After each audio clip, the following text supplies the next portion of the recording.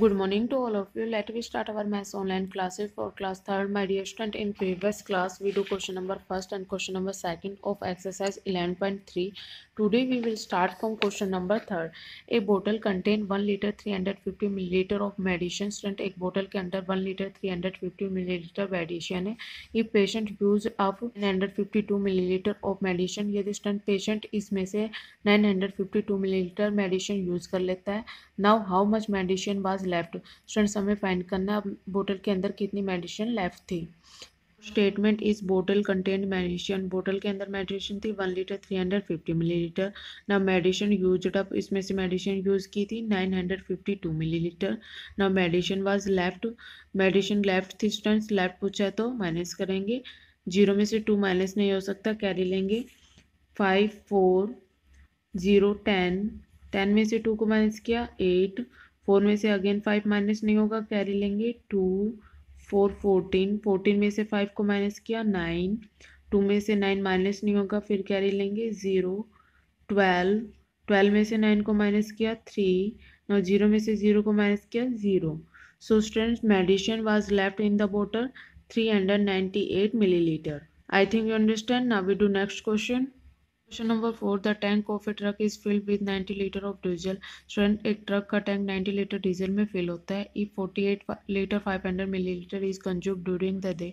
यदि स्टूडेंट दिन के दौरान 48 लीटर 500 मिलीलीटर डीजल कंज्यूम कर लिया था. How much diesel is left in the tank. Students हमें फाइंड करना है टैंक के अंदर कितना डीजल लेफ्ट है. लेफ्ट पूछा तो स्टूडेंट्स माइनस करेंगे. Now statement is diesel fill in the tank. Tank में डीजल फिल किया 90 लीटर. नाउ डीजल कंज्यूम्ड, इसमें से कितना डीजल कंज्यूम हुआ 48 litre 500 millilitre. Now diesel is left, diesel left था, लेफ्ट पूछा तो माइनस करेंगे. 0 में से 0 को माइनस किया 0, 0 में से 0 को माइनस किया 0, 0 में से 5 माइनस नहीं होगा, कैरी लेंगे. 0 के पास कैरी नहीं है, 9 से लेंगे 8 10. स्टूडेंट्स ये 1 कैरी 0 को देगा तो लेफ्ट रहेगा यहाँ पे 9.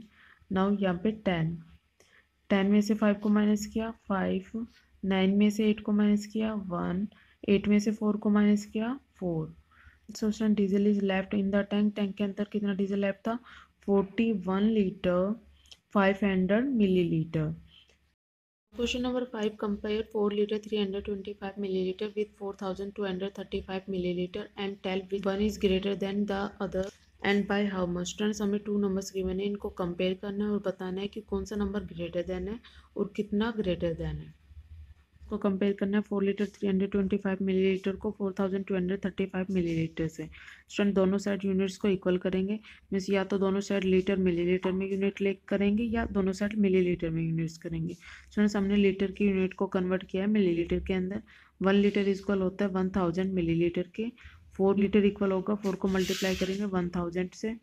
Now 4000 millilitre plus 325 millilitre same, इन दोनों को ऐड किया 4325 मिलीलीटर. नाउ स्टूडेंट्स आप इजीली यहाँ से बता सकते हो कौन सा नंबर ग्रेटर देन है. 4325 ग्रेटर देन है 4235 से. तो स्टूडेंट्स हम ये साइन राइट करेंगे. मीन्स ग्रेटर नंबर की साइड इस साइन के ओपन साइड होगी और स्मॉलर नंबर की साइड कॉर्नर साइड होगी.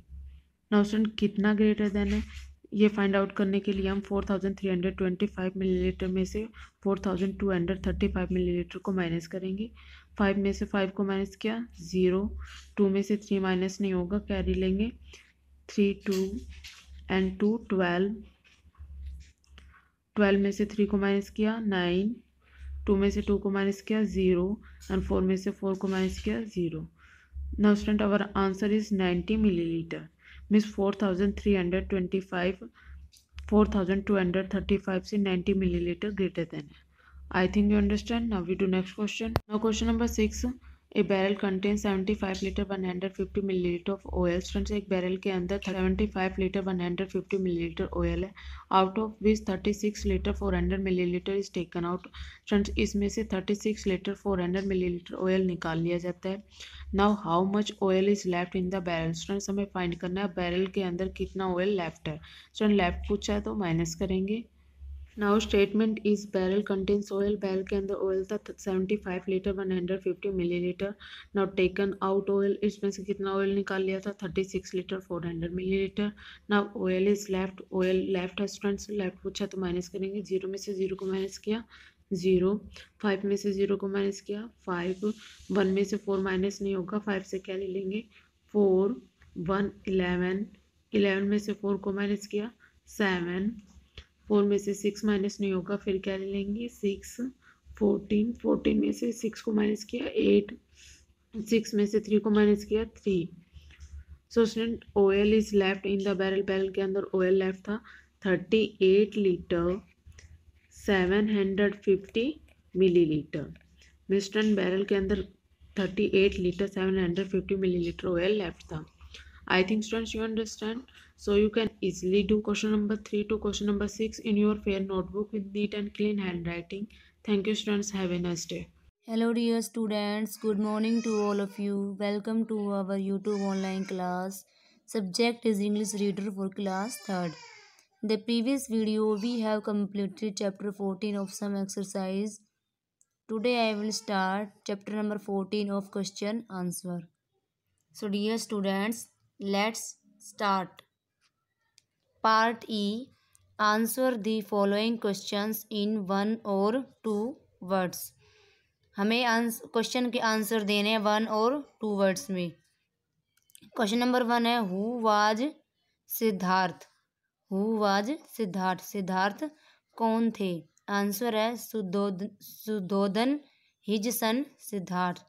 सुद्धोधन के पुत्र सिद्धार्थ थे.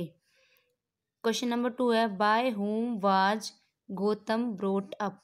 गौतम को किसके द्वारा लाया गया. गौतम को किसके द्वारा लाया गया. Answer is Gautam was brought up by Maya's sister Mahaprajapati. Gautam को लाया गया माया की बहन महाप्रजापति के द्वारा.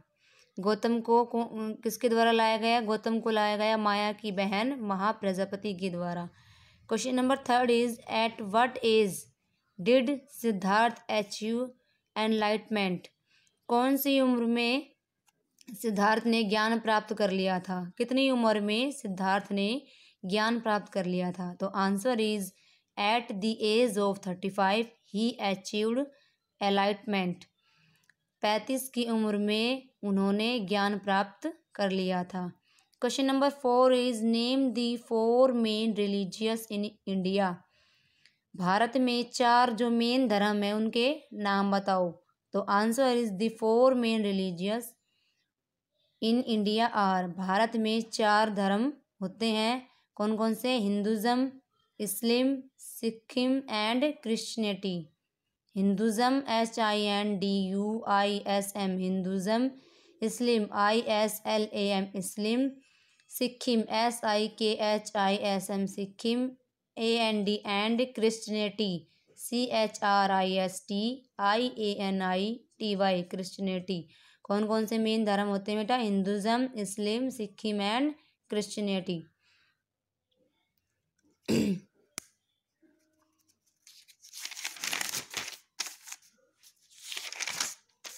I repeat again. Question number 1 is who was Siddharth. Siddharth कौन थे. Answer is Shuddhodana his son Siddhartha. Suddhodana के पुत्र सिद्धार्थ थे. Question number 2 is by whom was Gautam brought up. Gautam को किसके द्वारा लाया गया. Answer is Gautam was brought up by Maya's sister Mahaprajapati. Gautam को माया की बहन महाप्रजापति के द्वारा लाया गया. Question number 3 is at what age did Siddhartha achieve enlightenment. कितनी उम्र में सिद्धार्थ ने ज्ञान प्राप्त कर लिया था. तो answer is at the age of 35 he achieved enlightenment. 35 की उम्र में उन्होंने ज्ञान प्राप्त कर लिया था. Question number 4 is name the 4 main religious in India.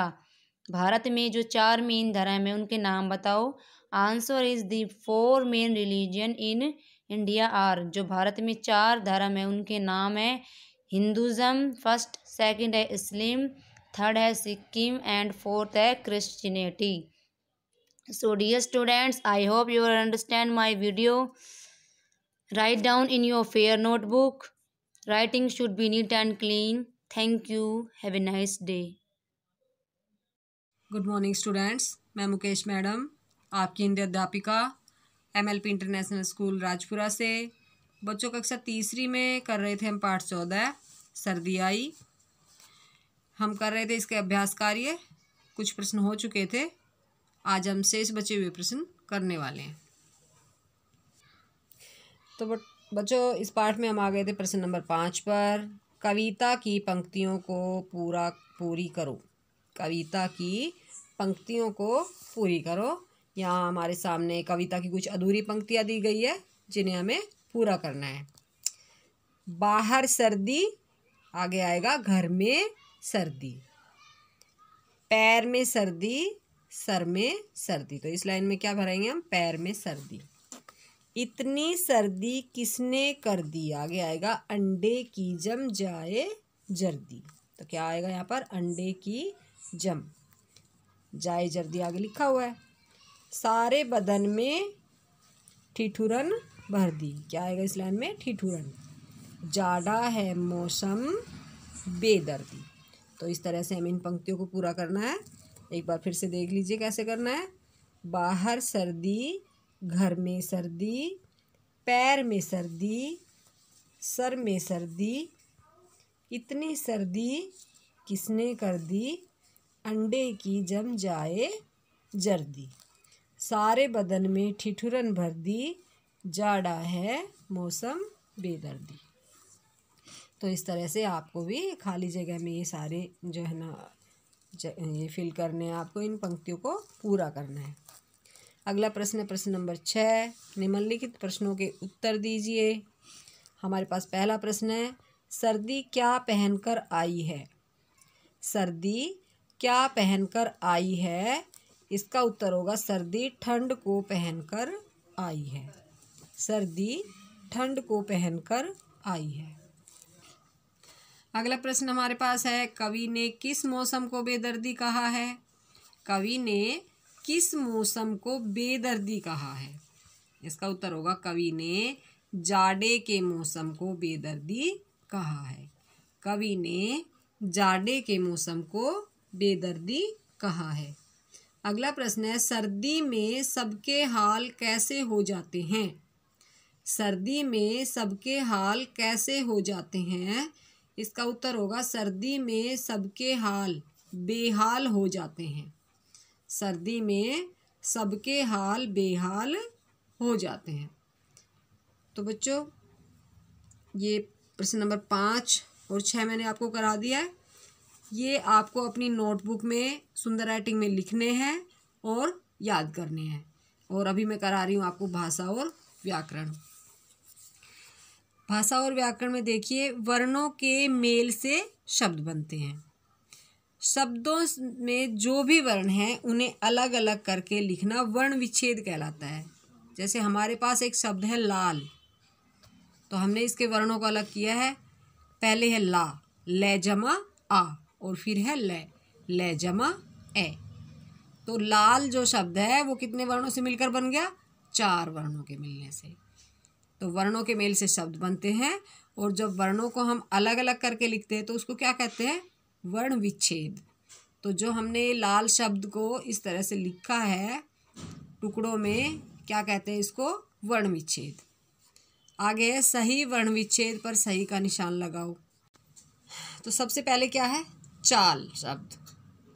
अब हमारे पास 4 विकल्प है, कौन सा विकल्प सही है ये हमें देखना है। चाल, च में क्या मिला है? आ, और जिस अक्षर के कोई मात्रा नहीं होती उसमें भी क्या मिला होता है? ए मिला होता है। तो यहाँ जो दूसरा विकल्प है इसमें च आ ले रे, फिर इसमें है च आ ले आ। अगर इसको हम मिलाएंगे तो ये बन जाएगा चालर, और इसको हम मिलाएंगे तो बन जाएगा चाला। और च ई ले ए, अगर इसको हम मिलाएंगे तो ये बन जाएगा चील।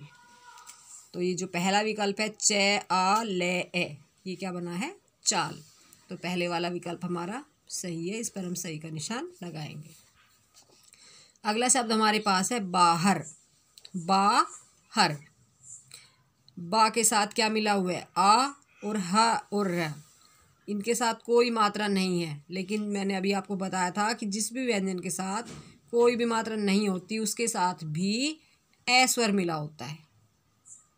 तो अभी हमारे पास जो 4 विकल्प है इसमें से ऐसा विकल्प कौन सा है? बे आ क्या बन गया? बा है ए रे ए। तो यहाँ पर क्या है? ये जो रे है ये इन्होंने आधा नहीं कर रखा, तो ये विकल्प हमारे पास जो है गलत है। इसके बाद अगला है बे आ है रे। इसमें इन्होंने है और रे के साथ ए स्वर को नहीं लिखा है, तो ये विकल्प भी, और बे को भी आधा नहीं किया हुआ है, क्योंकि जब हम किसी भी व्यंजन में से स्वर को निकाल देते हैं, जैसे हमारे पास बा है, हमने बे में से आ को निकाला तो बे कैसा रह जाता? आधा रह जाता है। और अगला विकल्प हमारे पास है बे आ है आ रे ए। तो ये विकल्प भी क्या है? हमारा गलत है। इसके बाद अगला हमारा विकल्प है बे आ है रे। यहाँ पर ये विकल्प भी गलत है। तो यहाँ पर जो ये विकल्प नंबर 3 है, इसमें हम आ के स्थान पर क्या लिखेंगे? आ। तब ये क्या हो जाएगा? सही हो जाएगा इसका आंसर, और हम इस पर सही का निशान लगाएंगे। तो हमने ये विकल्प नंबर 3 सही कर दिया है। आपको ये ध्यान रखना है कि आ के स्थान पर क्या है, ये मिसप्रिंट हो रखा है, यहाँ पर आप आ के स्थान पर आ लिखेंगे। ठीक है। तो बच्चों ये जो मैंने अभी आपको कराया भाषा और व्याकरण, ये आपको अपनी नोटबुक में फिल करना है, और प्रश्न नंबर 5 और 6 ये जो भाषा और व्याकरण आपको अपनी बुक में फिल करना है, और जो प्रश्न नंबर 5 और 6 मैंने कराया है वो आपको अपनी नोटबुक में लिखने हैं और याद करने हैं। बच्चों कल फिर मिलते हैं, तब तक के लिए धन्यवाद। Good morning student, welcome to our YouTube online classes. Let we start subject is SST for class 3rd. Dear student, today we read chapter 14 our government. आज हम हमारी सरकार के बारे में चैप्टर में रीड करेंगे। Let's start. A school is divided into many departments like academic, cultural, sports, accounts etcetera. एक स्कूल को डिवाइड मतलब कई भागों में बांटा जाता है, जैसे कि एकेडमिक है, कल्चरल है, स्पोर्ट्स में है, अकाउंट्स है। The principal is the head of a school. जो प्रिंसिपल होता है वो स्कूल का हेड होता है।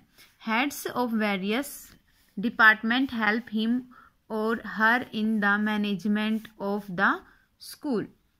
विभिन्न विभागों के प्रमुख के प्रबंधन में उसकी मदद करता है। जो प्रिंसिपल होता है वो भी अलग अलग उसमें मदद करता है।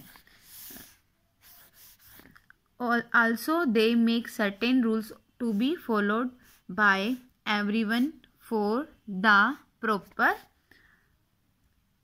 Functioning of school.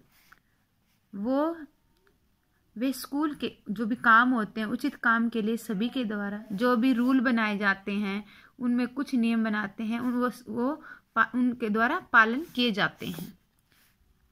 मतलब ये वे स्कूल के जो उचित कामकाज के लिए सभी के द्वारा पालन किए जाने वाले कुछ नियम बनाते हैं।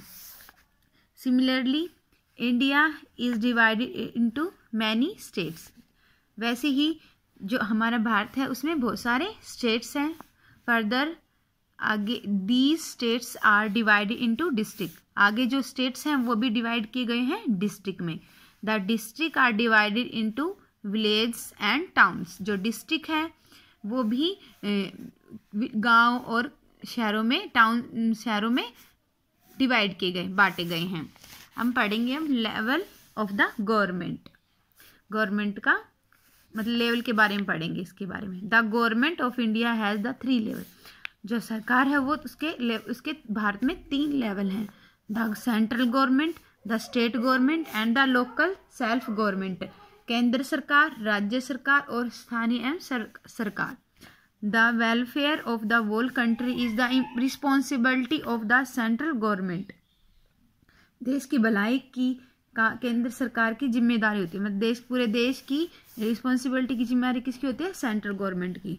The state government look after the welfare of the state. राज्य सरकार राज्यों के कल्याण की देखभाल करती है। Local self government assist in the work of the state government, जो स्थानीय सरकार है राज्य सरकार के काम में मदद करती है। अब हम देखेंगे, हम पढ़ेंगे सेंट्रल गवर्नमेंट, केंद्रीय सरकार। The central government take care of things which are important of for the whole country. Central government, केंद्र सरकार उन चीज़ों को ध्यान रखती है जो पूरे देश के लिए महत्वपूर्ण होती हैं। दीज इंक्लूड, उसके अंदर है building, railway and important roads, protecting of the country from foreign attack etcetera. इसके अंदर बिल्डिंग है, रेलवे है, रोड है, प्रोटेक्ट करना जो दूसरे मतलब फॉरेन अटैक होते हैं उनसे प्रोटेक्ट करती है। The president and prime minister are the two main head of the central government. President हैं और प्राइम मिनिस्टर जो कि मेन हेड होते हैं सेंट्रल गवर्नमेंट के, दो जो होते हैं हेड होते हैं। कौन कौन से होते हैं? President and the prime minister. Next पढ़ेंगे हम स्टेट गवर्नमेंट। स्टेट गवर्नमेंट, राज्य सरकार। Each state has its own government, प्रत्येक राज्य की अपनी सरकार होती है। द स्टेट गवर्नमेंट, जो राज्य सरकार, the state government look after the things such an education, law and order. जो राज्य सरकार है वो शिक्षा, लॉ आदि चीज़ों की देखभाल करती हैं। The governor and the chief minister are important people in the state government. जो गवर्नर और चीफ मिनिस्टर हैं ये इम्पोर्टेंट व्यक्ति रोल होता है इनका स्टेट गवर्नमेंट में, मतलब ये इनकी देखभाल करते हैं स्टेट गवर्नमेंट की, जो कि इसमें दो होते हैं, गवर्नर एंड चीफ मिनिस्टर, जो इम्पोर्टेंट होते हैं लोग स्टेट गवर्नमेंट में। लोकल सेल्फ गवर्नमेंट, स्थानीय सरकार। Local self government exist in the village and town. जो लोकल सेल्फ गवर्नमेंट है वो गांव और कस्बों में के ऊपर वर्क करती है। Panchayati Raj. In village there are 3 tier system of government called Panchayati Raj. गांव में 3 स्तरीय प्रणाली होती है, प्रणाली की सरकार होती है जिसको बोलते हैं Panchayati Raj. It work at 3 level, इसके 3 लेवल होते हैं। फर्स्ट है हमारा the Gram Panchayat at the village level, ग्राम स्तर पर ग्राम पंचायत। द पंचायत समिति एट द ब्लॉक लेवल, स्थानीय स्तर पर पंचायत समिति। द जिला परिषद एट द डिस्ट्रिक्ट लेवल, जिला स्तर पर जिला परिषद। Thank you student, I hope you understand. You also read this chapter. Have a nice day. Thank you.